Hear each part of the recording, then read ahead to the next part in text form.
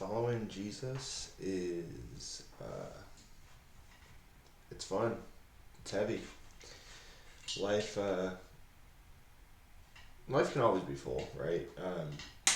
But I guess it comes down to what you choose to fill it with, or um, what you want it filled with.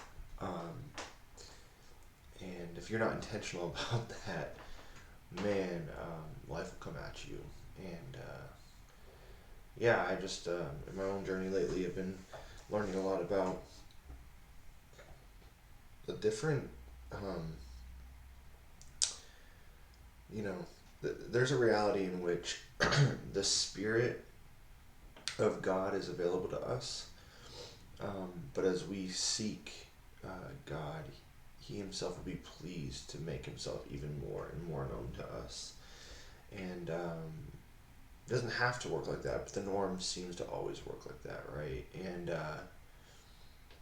And yeah, on this journey with my family, a lot has happened, and if I were to break my life down between different segments, it can probably, for the most part, even just be looked at in terms of decades. Until I was 10 years old, until I was 20 years old. Now I'm 29, almost 30. And this last decade has been particularly unique than the other two. um, but I'll just kind of bring you up to speed until yeah, until like the last 8 months. Um, last summer I was looking at a particular turn. I was looking at a particular pivot in my ministry role, and then some other things that I was just going before the Lord on, and it was in that season. I think it was like late May that I had yeah, just attempted my first ever 40-day fast. Um, the Lord has worked incredibly, and three-week fasts that I've gone on previously, and but a 40-day fast is something I felt like He was particularly. I was just so burning, so discontent with so many areas. To speed this up, it was after that 40 days that life just began to unravel, and it was pretty much the day after too, which was really interesting, or even maybe the day of, and the last 40 day, and it wasn't a complete fast by any means. It was actually just a directed season of prayer and fastings. There wasn't a day that went by that I didn't have an element of fasting, and there were multiple times in the row there was multiple days where I did fast, and so anyways, directed time of prayer, God heard it, and so God seemed pleased to not answer in a delightful way necessarily, but in a necessary and good way, and has brought our family very, very low through many, which we only have recently been able to affirm, like this was God. I think we've suspected it might be God, but could there just be general suffering that's happening here? But no, it was God, and it's been God, taking us deep into what He saw as pleasing to really work some things out in us, among us, between us, and around us, our family, and so forth. And so, yeah, this brings us to 2025, the new year, and we were hit hard with even a few things this year. And even to the point where it feels like every single week there is and I don't know if I'm just becoming more awakened to the work of God in my life, or God's just making it more prominent. He's being more intentional with us, perhaps, but something has pretty much happened every single week this year.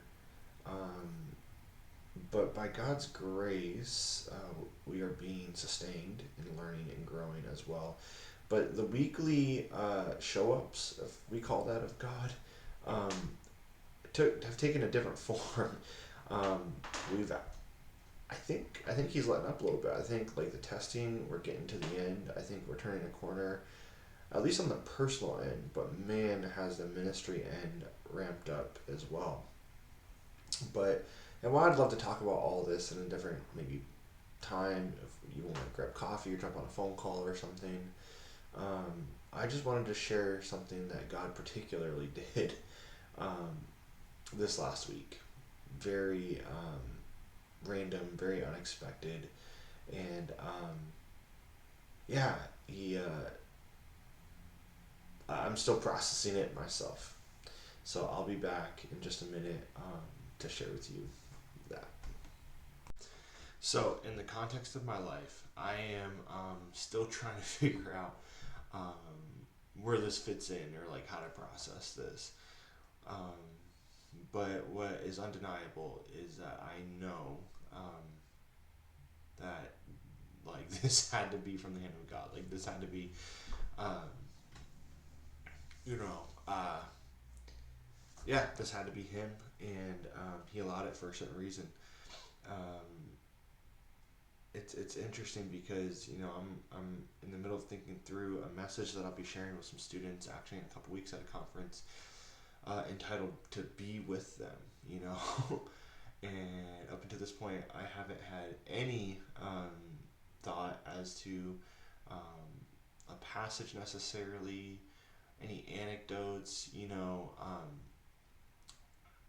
God has been doing a beautiful work, I believe, in my life and showing me things in different ways.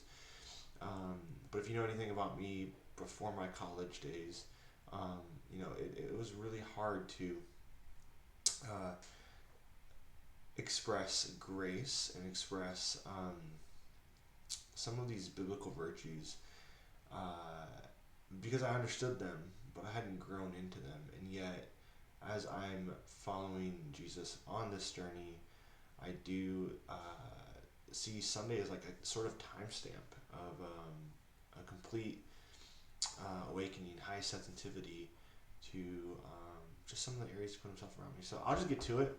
Um, I don't really know how else to say this other than uh, this last Sunday was like March 2nd, I believe, 2025. Um, Coming out of a heavy week, going into another heavy week. So all I really want is to be. I mean, I'm a full time minister. That's my vocation. Like legitimately, that's where our primary income source is. But along with that, I have a small part time job I'm also doing just to help make ends meet while Katie stays home with the baby and she's still working part time. So it's a really crunched time of our life. And it's okay. God's making it work, and we're being intentional. So there's a way to do it and do it well. But you know, this is not what we had anticipated on this Sunday at all. And I don't even know before it happened if I would say this is what I desired to have. I mean, when I share it, like it's not desirable, but in the time slot of our Sabbath day, um, in God's sovereignty, it did happen, and so we had to confront it face on. So I don't really know how else to say this other than it was after church. We were driving home. We had just spent Sabbath lunch with some church family, and it was at 3 o'clock. And as we're driving, we're on the Dan Ryan heading south in Chicago, and Katie's talking to me. And we're processing everything that we had just experienced and rejoicing with God and so forth. And Selah's asleep in the back because she was exhausted. And as I look, I'm like checking, in my self-awareness posture that I usually have. I'm looking out in all the mirrors, and behind me I see a red Jeep Cherokee just kind of a few cars back approaching in the fast lane. We're in the lane next to it, and somebody has their feet out the window and just their ankles, and usually like when you're like driving through the Midwest on a cross country road trip and it's 75 degrees out in July and sunny, why crank the AC? You can just have some beautiful fresh air. And there's folks that, hey, we're living life. I'm gonna put my feet out the window, and sure, you think it's cute, you're cruising or whatever, but not when it's like 26 degrees in Chicago. And you never know what you're going to get, especially at this particular part of the Dan Ryan in the South Side, whether it's shootings or people jumping in front of trains, or I mean, I could just go on. Just the way people drive, it's like sometimes it's like, bro, like, you only have one life, and you seem to love playing with it, and so you never really know what you're gonna get. But still, I'm like, okay, like it's kind of innocent enough. Their ankles are out the window. But as I'm watching them, as I'm listening to my wife talk to me, I just can't stop staring because now their feet are moving around, and then their feet and ankles kind of turn into their shins, and their shins into their legs, and I'm like, whoa, like what's going? Like, why are they getting closer, more out of the window? Like, this is not like this isn't how you ride in a car as a passenger.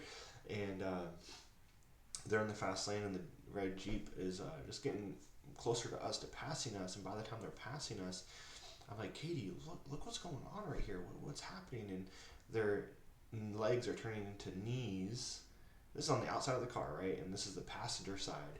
And so,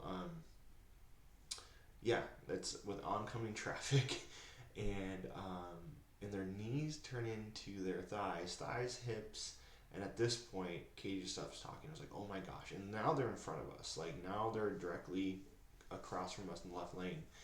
And so, thankfully, like, I'm aware, I'm not oblivious to the fact that now there's half of a human body hanging out of a red Jeep Cherokee going 60 miles an hour. And, but, we're just, okay, like, multiple options running through your mind. Like, is this someone that is just trying to play with their life and be stupid? Are they like live streaming? Are they, you know, what, like, are they gymnasts and they're just literally just trying to show like their skill, or or is it a crisis moment? Is there someone trying to flee something? Is there someone pushing them out of the window? And you don't know. And I'm looking, and I can't determine any of that. It doesn't look like there's any overt pushing. And then I see, from what I can understand, is that there was no overt pushing, because now her hips turn into her torso, turn into her shoulders, and her entire body is hanging outside of this red Jeep Cherokee as she's holding on to the roof from the inside, which I don't even know how that didn't break when you put that much weight on the inside, pulling out things. And anyways, we're just like, oh my gosh, like, what is gonna happen? And then we watch her feet tap down, and then feet tap down again, and once she realizes the road's right there, she just goes for it. And in that split second, obviously we were shocked, like, oh my gosh, she actually, like, just jumped out this car in front of us.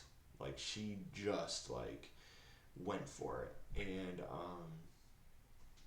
anyways, uh, so yeah, sorry, this is like 5 days ago, and I had a crazy week, and I'm just trying to recall this. But so now we're in, and then the driver keeps going. Like, the driver doesn't stop, and we get in. Obviously, we're in a position. We're the first car behind her, so don't want to hit her. So we kind of slam on our brakes, so to speak, and by God's grace, did not hit her. But there's a whole line of traffic behind us that could have rear-ended us as well, and they didn't.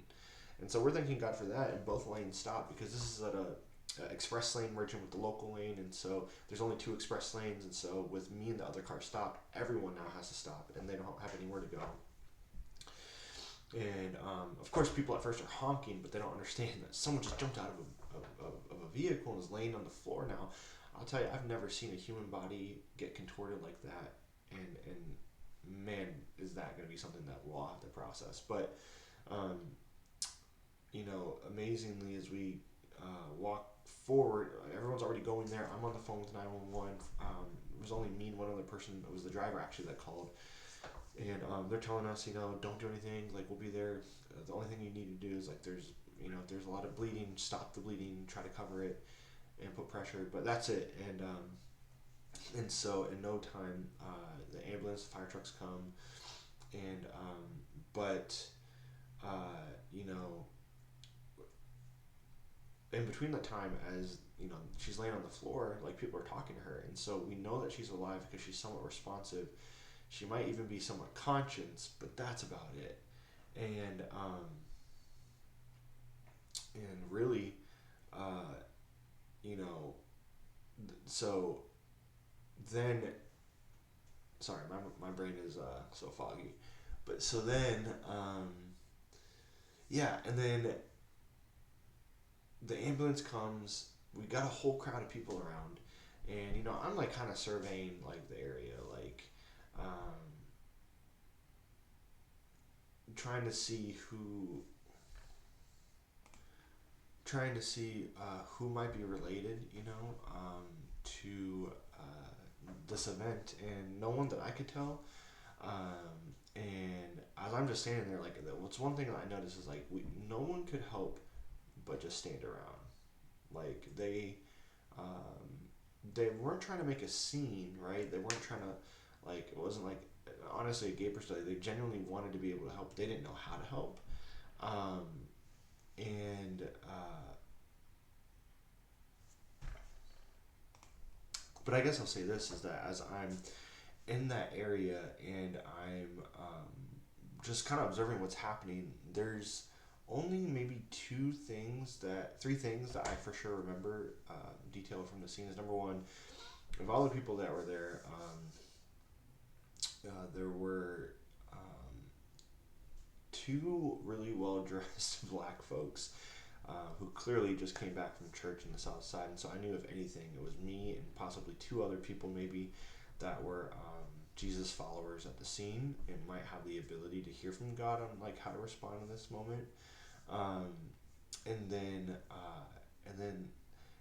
the lady that jumped out was a young black woman, and the only other those two black people were looking at me like, yo, what the heck just happened? So clearly they were just there trying to help, but they didn't know how. Everyone else was helping, but clearly, didn't seem.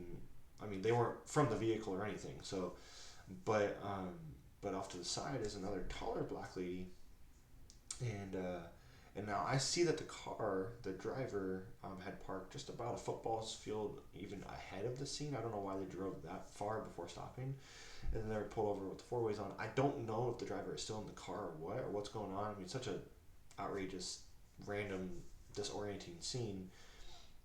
Anything could be happening at this point, and so, anyways, but then I asked the taller black lady next to me, and I said, "Hey, like, are you the driver? Do you know the driver? Are you related somehow?" And she was just as shocked as everyone else. I think seemed completely coherent, no issues, but she didn't have much to say other than because she was standing off in the back, and so you're noticing like they're dressed a little differently.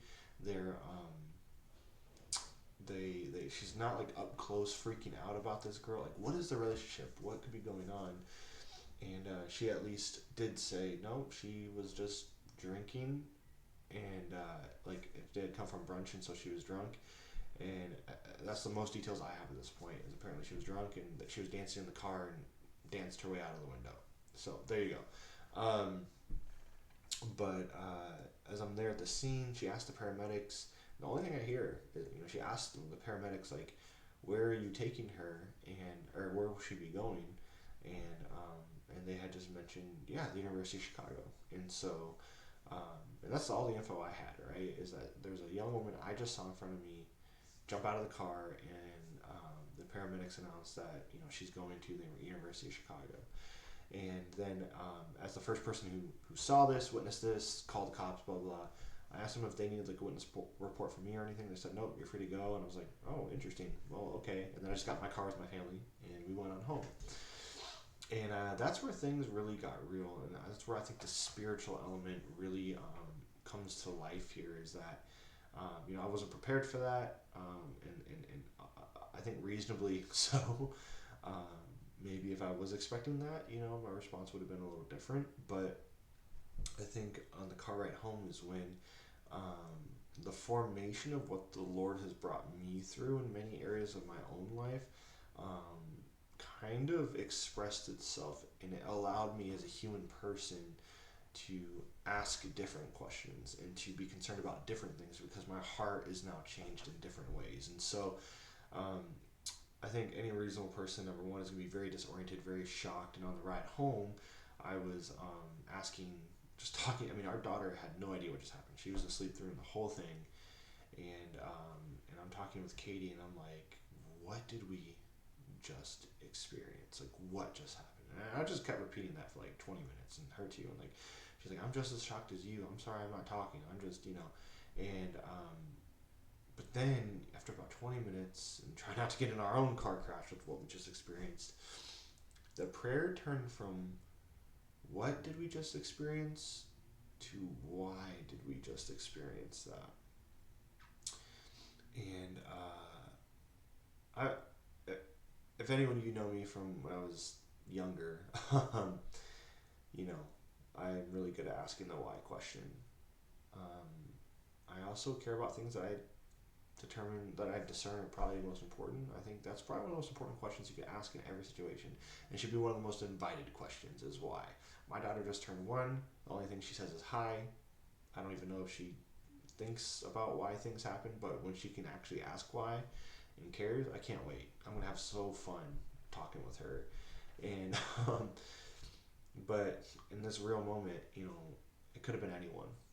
It could have, like, this stuff happens, yeah, a lot in a lot of cities and a lot in Chicago, but there's a lot of people in Chicago. Why at this moment, at this time, were we the first car? It's not like we were 15 cars behind and we saw what happened and we could have like discerned if we should get over or jump out or not and help. It was like we were there at that moment and this happened. And I think that kind of left me in a few hours of just pondering. Such a helpful spiritual practice is to ponder and to gaze upon God and His beauty and His glory, and even in the moments that we don't understand what's happening, what's going on, but we know He's probably trying to say something or do something or lead us in a certain way. And so to not just rush through that, to not neglect it, but to actually sit in that and wrestle with it, the best things in life come out of that, at least in my life. And that's what happened. My wife, I think, was so overwhelmed by the week. We had so much going on. Our mother-in-law came, which was great, loved it. But, between that and some other ministry things and watching Selah and marriage and, just emotionally, drained and wanting, and then preparing for some stuff at church. It was just, it was a big week. It was a fun week.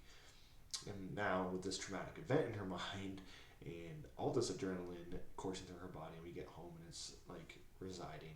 She just knocked out for like an hour. And as she's knocked out, I'm just downstairs and with Selah just trying to figure out, okay, how do I play with my baby girl and have a fun time? But she doesn't know, she can't relate at all to what I just experienced, and I'm in this completely different frame of mind. And as we're there playing and hanging out, I start calling some folks, texting some folks, and just thinking through, like, University of Chicago, like, I can't go to bed like this tonight. Like, I'm not going to be able to sleep. Like, there's got to be something that we can do, And so I kind of talked with Katie, and we're like, this is Sabbath. And Sabbath means that we set aside a day to do nothing but rest in God, enjoy God, and enjoy each other. And yet, we also see in Scripture that Jesus found exceptional times where the kingdom of God was available to break through, but the invitation was to actually participate with the kingdom of God in that moment. And if we want to classify that as work, we can. But the difference is the spirit of the law, and the law was law was made for man, not man for the law. If I'm getting that often used Christian term right, but anyways, and so I'm like, this is definitely a different type of work than I'm usually doing, so I'm not worried about that. Clearly God's trying to say something, so I'm not worried about that. We have the time available, but it's still, okay, like, what kind of commitment is this going to turn into? What if God does do something? And I think that's where the scale comes into play, right? It's like nothing probably should have happened between HIPAA laws, confidentiality stuff, just me not knowing all the details and family and all this stuff. Like, I could have not known anything, and there could have, I could have walked into various cases. Whoever this woman was could be in having life-saving internal surgery, because by God's grace, like, and at the actual site, like, it was not as gory as I expected it to be. I'll just say that. But that doesn't mean that there wasn't internal bleeding. So on the outside, it's just abrasions and stuff. But inside, man, who knows what could have been going on? And so, could her life still be on the line? I don't know. If I show up, is there 20 people there in the waiting room waiting? And is there only one person? And it's maybe she's resting peacefully in her hospital bed, or could there be no one there? We don't know. And is she even still there? Like, I don't know. And um, so I know that, like, nothing could happen. I could be what the world would call wasting my time, or anything in between that and God doing tons of miracles. I don't know what I'm signing up for. I don't know how long this is going to take. I don't know what spiritual battle I'm walking into. Clearly, there is a fight for her soul and her life, but I don't know my place in that. And like, yeah, I. But what I do know is that every time that God, provides an opportunity, we know His heart is to advance His kingdom outward. But every time we make ourselves available, He will advance His kingdom inward. And whether it's however you look at it, best case, worst case scenario, I go, nothing happens, I come home. Okay, 30 minutes to an hour out of my day, now I get to spend the rest of my night with my family and be home. But I still know God would have worked something in me, even if it was mysterious that I didn't know, in teaching me about making myself available and teaching me about being obedient. And that's a valuable thing, a work of God that I don't want to miss. At the same time, you know, anyways, the other part is God can show up. And so I made a decision to do something, to actually go. And even despite some people who said, why don't you just call first? And hey, valid question, valid reasoning. But the reality is in faith, that would not be in faith for me, right? And faith for me is actually giving something of myself. And in this time, as I'm making calls and trying to connect with pastors who specialize in trauma or even from the area and so forth, you know, I just felt this continued compulsion to go, but not to go right away, not to go in that moment.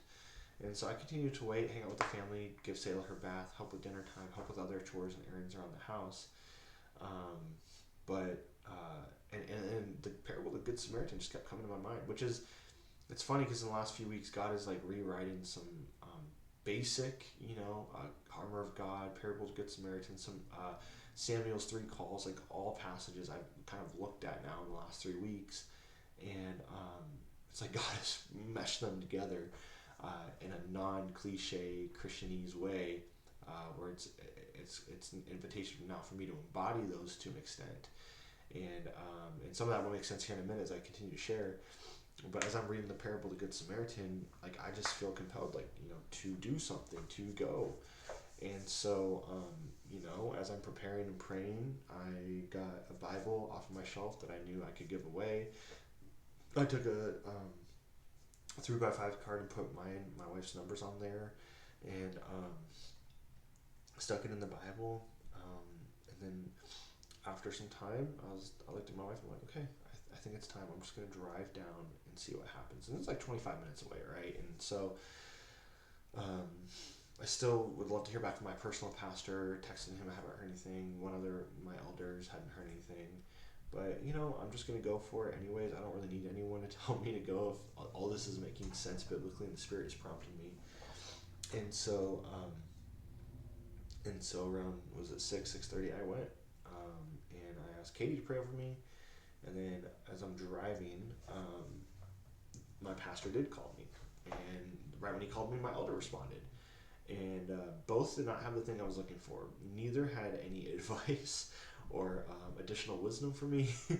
My pastor prayed and affirmed everything he heard, and my elder said he was praying, and of course wished the best, but reminded me of the reality of the situation, that you're going to go down there, but you might not make any you probably won't make any progress, and so which is understandable. So right when my pastor said amen after praying for me, I'm pulling up actually near the emergency room, and I'm about to pull in the parking garage, and and it's like $10 to pay for parking at the like. I mean, anyways, that's a whole other conversation. But I was like, yeah, Lord, I know I just read the parable of the Good Samaritan and how you gave, an unspecified amount to just help this person financially. I feel like I sense your spirit in all this. I don't sense your spirit right now. Like we're on a budget. Like I can't even afford $10 to pay for this. Like, um, and that's a second layered prayer between me and God. I'm like, how am I supposed to do the work of this ministry when I don't have the budget for this? Anyways, I asked some officers nearby, and they said that there was some free parking on a nearby street. So I went to this nearby street and found a couple spots, parked in one of them, prayed again, and I was like, all right, here we go. And I just began my walking on the sidewalk toward the emergency room with no other plane ahead of me. It was just like, I'm probably just going to find myself in the front desk and explain why I'm there and see what they can say. And worst comes to worst, I'll leave the Bible and my note card with that person, hoping it makes its way, and God will be sovereign over that. Well, as I'm walking on the sidewalk, a few people walk by. And then this third person walks by. And give me one moment, I'll be right back because I hear my daughter waking up from her nap. Okay, I think she should be good. So I'm going to try to pick up here.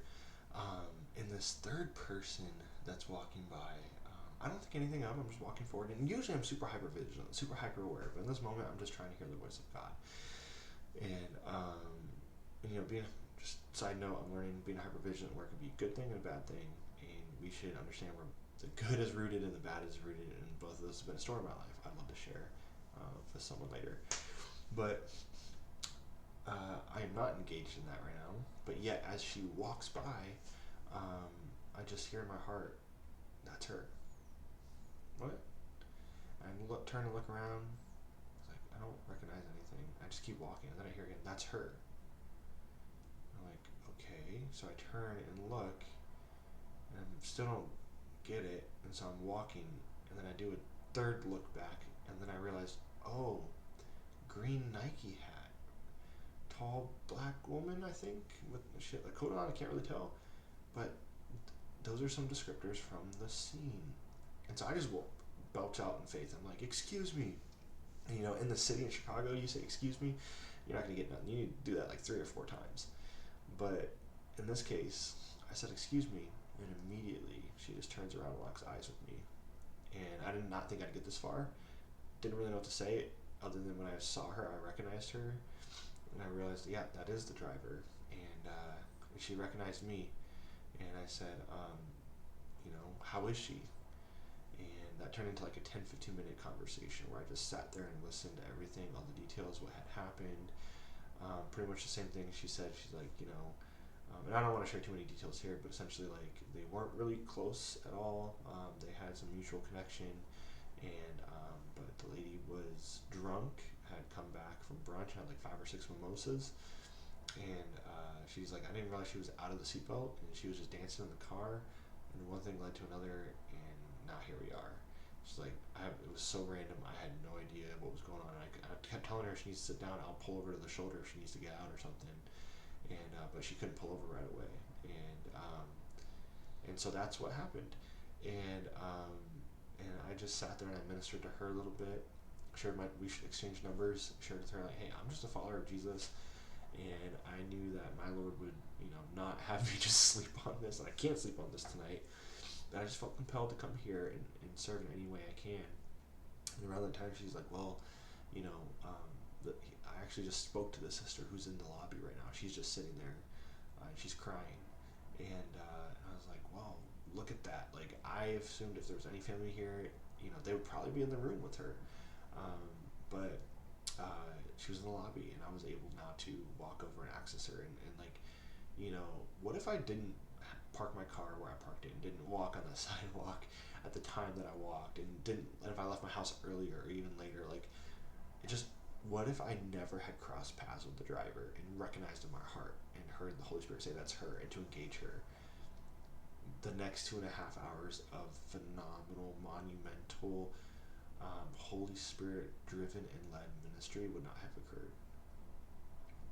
And so she takes me. I mean, for obvious reasons, she didn't want to approach the sister, but she pointed to the sister where she was at, and I walk in, and it's just so interesting because even in that moment, I just read the room, and there was two incidents between someone mopping and someone else where I'm like, it was literally, I felt, I mean, I was going to say, it felt demonic. Like, was it demonic? I don't know, but just hatred and anger, coming at me because I didn't go in the right way, and I don't know, I was just kind of out of it, and it just seemed super over the top and irrational, like trying to throw me off.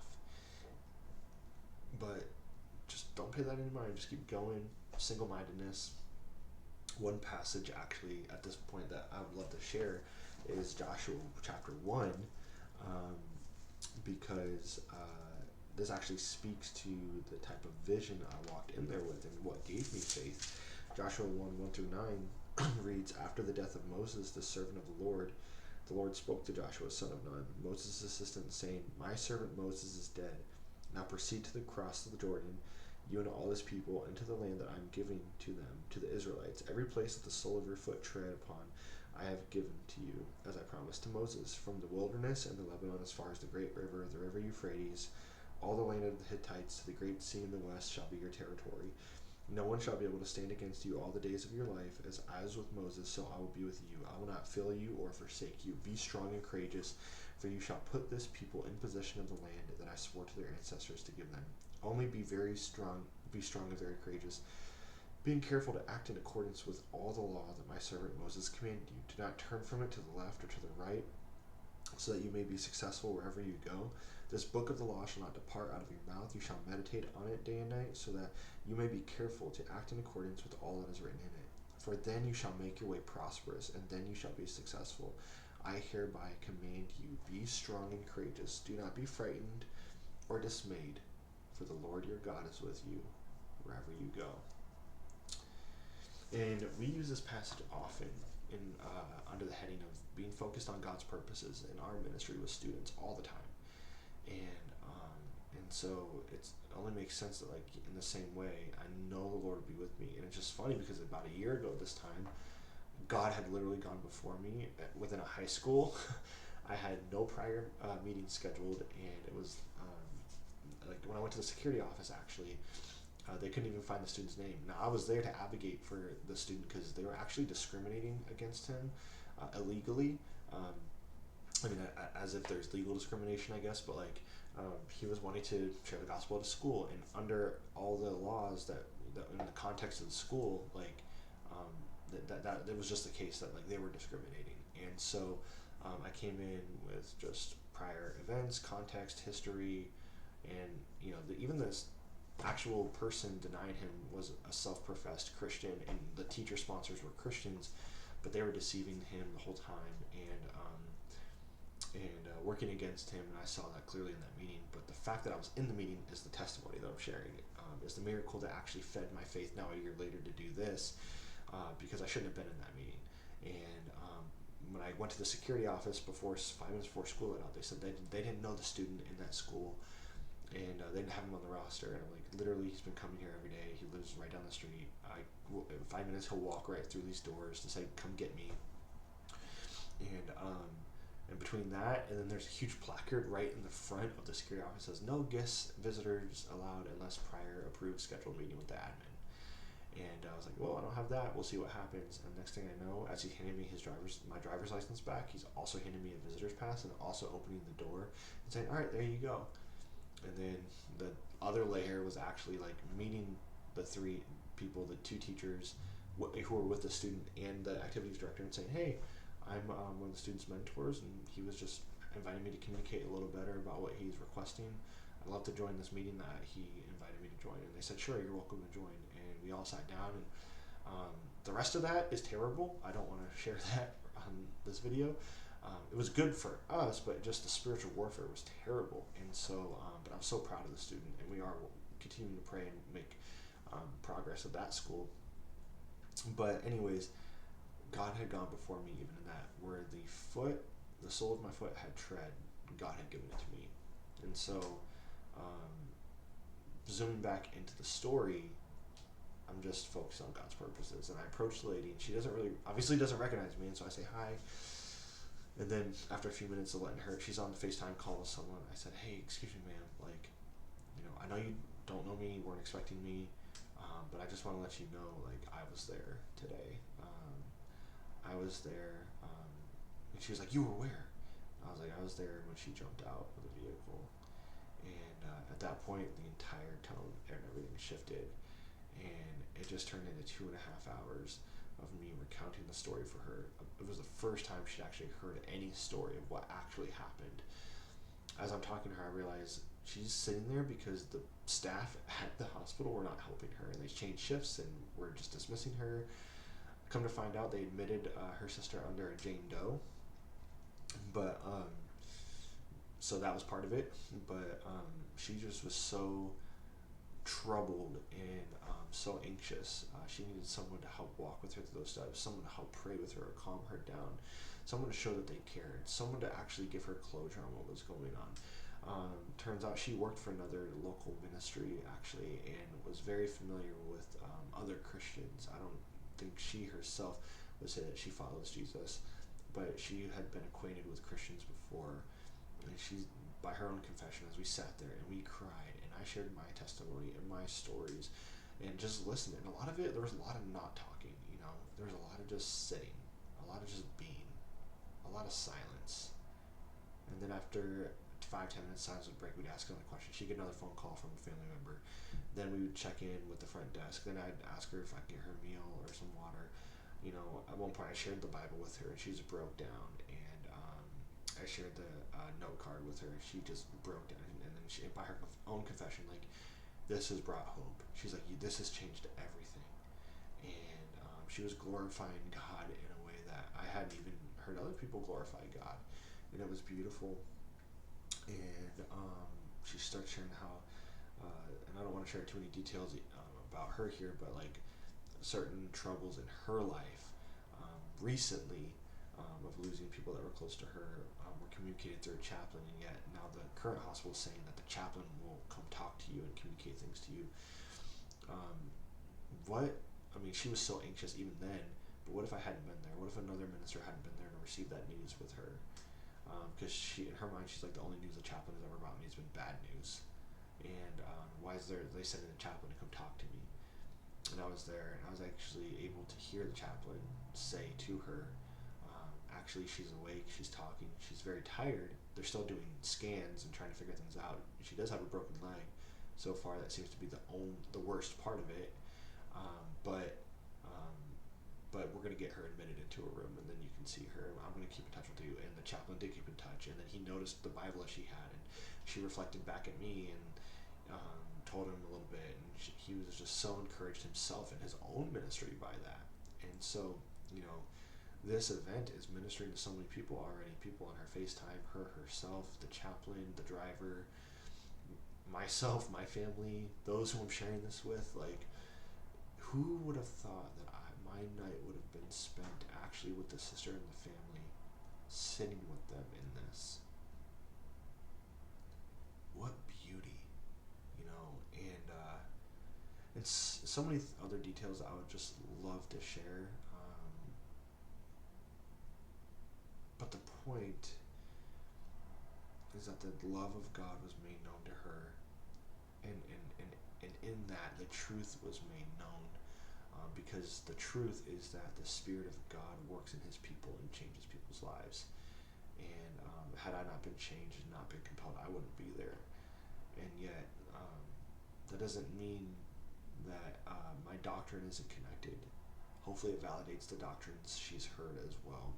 Turns out they have a lot more actually familiarity with ministry than I anticipated. And I was able to offer all the other ministry resources I knew in that area, and able to offer to fill in the gap in any single way and give them a vision forward for going into the future. And by the end of that time, she actually was able to get a room. It's like 9:30 at night or so. Get a room. Her sister got a room admission, and so then she was given a room number, and she was able to go. And my final memory of this whole event, at least as it stands in my mind right now, is that as the chaplains called her and said, I'm going to come down and get you, she was getting her stuff together. And it's funny because, like, I was even asking if we can, if I can get her a water bottle earlier. Because I was like, okay, I know you're not hungry, but you definitely need to drink. And I know I'm thirsty, so I'm going to go get some water. Can I get you a water bottle? And she's like, no, as a matter of fact, here, have this. And she pulls out her own water bottle that was unopened to give to me. I was like, no. If you only have one, you drink it. You're the one that needs it. I am fine. I was just going to go get one while we're waiting and get you one. And she's like, no. She's like, actually, as a matter of fact, this is my sister's bag. It's her workout bag, and I know she has a water bottle in there. And sure enough, she did. It was empty. But we were able to split half and half of this water. We literally did life together. One of the most basic elements of life is water, and what a beautiful moment that was. As I'm pouring her water, and she gave me this water to pour for her, and we're both drinking this water just to sustain us in this moment. It's a small thing. You wouldn't see God in that, but yet there God was among us, ministering to her, calling her, saying, I love you, I see you. Yes, this happened. The fact that this happened doesn't discredit my existence or my love for you. Actually, I am a God who steps into these circumstances. I myself went to the cross, and here I am with you, and I'm with you, and I see you, and you too can follow me and not just be healed yourself, but work this healing out in cooperation with me in other people's lives. So beautiful. And so anyways, now the chaplain is coming over. Right before the chaplain comes, she pulls out her phone and she's like, look, I know you can't come to the room, which I would be willing to, but I think it was only one visitor actually at night anyways, but she's like, can you just record a video? Here's my phone. Whatever you would say, if you were to walk in there right now and you were to see her, what would you tell my sister? Like, have you ever been in that situation? Like, what do you say? I don't know. I didn't even have any words before any of this. I didn't know we were going to be talking tonight. I didn't prep anything. And I just take her phone real quick. She's like, it could be quick, it could be 30, whatever's on your mind. Just be authentic, just be you. I want her to meet you. And I'm like, okay. And I try to start recording like 10 seconds in, and I'm just like, hey, my name is Dakota. I was the person behind you. And I just choked up. And I couldn't finish. At that point, the chaplain comes and starts exchanging stuff with her and getting her ready. And while they're talking for like another 20 seconds, I just try another video and I say, hey, listen, if there's anything you need to know, it's that there's a war for your soul. Clearly, we know that by what happened today. But the war actually can be over today if you follow Jesus. I don't know where you're at with that, but he can guide you through this. And clearly the enemy was trying to take your life, and the enemy is trying to hurt your family. This is not the will of God for your life. And I'm not just talking about alcohol, the alcohol and stuff, but I'm just calling you to an abundant life as you continue to follow Jesus. You can be healed with all the other things that, your sister had shared that you guys were going through. And I know that your sister loves you, and I'm here because I love you, and I don't even know you. But most importantly, the Lord loves you and sees you and is offering his hand to you to guide you. And my number doesn't expire. Both my wife and my number in there. If you want to talk to a woman, she would love to meet you. She's holding it down at home so I could be here. And I just want to share that with you. And I pretty much stopped the video. And at that point, again, like, just kept getting thanks and praise. And like, they were just saying, we feel the Spirit within you. Like, we see God in you, which is such a beautiful thing to hear. If that's any of our prayers, praise God, like, it's being answered. But while I set her off and affirmed her, I just thought it was so interesting. The chaplain was also just so perplexed. Like, he had never seen anything like this, and he kept asking me questions. And I was trying to give him my business card. I didn't have one in my wallet. I said, you know what, she has my info. If you want to connect with me, you can take a photo of that, and I'd love to connect and learn more. I said, because to be a chaplain, you usually have to have an MDiv. I was like, I too finished my MDiv about a year and a half ago.